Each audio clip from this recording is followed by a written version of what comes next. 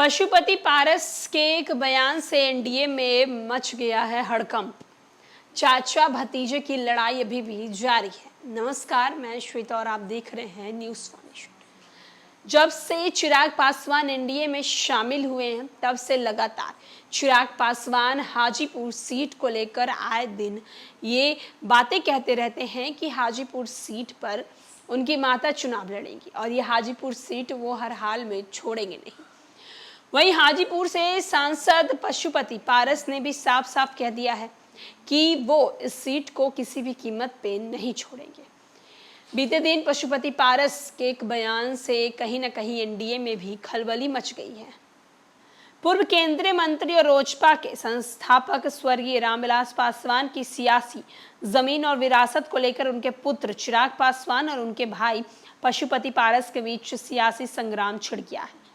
पशुपति का दावा है कि उन्हें जीवित रहते ही अपनी परंपरागत सीट हाजीपुर से लोकसभा का प्रत्याशी बनाकर एक तरह से अपना उत्तराधिकारी घोषित कर दिया था, जबकि पुत्र होने के नाते भी चिराग पासवान इस विरासत पर अपना नैसर्गिक अधिकार मान रहे हैं। चाचा भतीजे की खींचतान अब एक दूसरे को ललकारने में बदल गई है।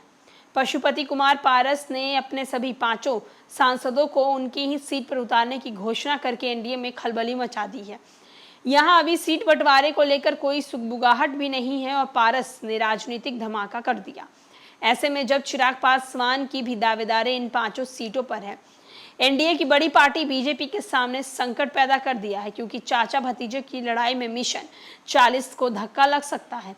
पशुपति कुमार पारस समस्तीपुर से वहां वर्तमान सांसद और अपने छोटे भाई रामचंद्र पासवान के पुत्र प्रिंस राज को भी उतारना चाहते हैं, तो चिराग पासवान यहां किसी भी सूरत में प्रिंस राज को चुनाव लड़ते नहीं देखना चाहते हैं।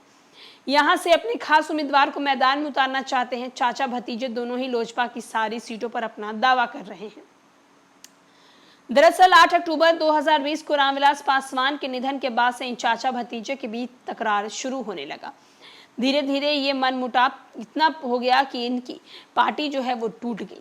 14 जून 2021 को लोजपा टूट गई और पारस चाचा सांसद लेकर अलग खड़े हो गए। उधर चिराग अकेले सांसद रह गए। मूल पार्टी पर दोनों का ही दबा था। लोजपा टूट गई, पारस 5 सांसद लेकर खड़े हो गए। उधर चिराग अकेले सांसद रह गए। मूल पार्टी पर दोनों का ही दावा था। ऐसे में दोनों की अदावत काफी पहले से चल रही थी, लेकिन पार्टी टूटने के बाद ये चरम पर पहुंच गई। एक तरफ जब से चिराग पासवान के पिता स्वर्गीय रामविलास पासवान जी की मृत्यु हुई है, उसके बाद से लेकर अभी तक चिराग पासवान और पशुपति पारस के बीच अनबन देखने को मिल रही है। एक तरफ जहां बयानबाजी का दौर खत्म नहीं हो रहा, वहीं पशुपति पारस के इस बड़े ऐलान के बाद कहीं ना कहीं एनडीए में भी खलबली मचते हुए नजर आएगी। फिलहाल के लिए इस खबर में इतना ही। तमाम बड़ी खबरों के लिए देखते रहे न्यूज़ फाउंडेशन।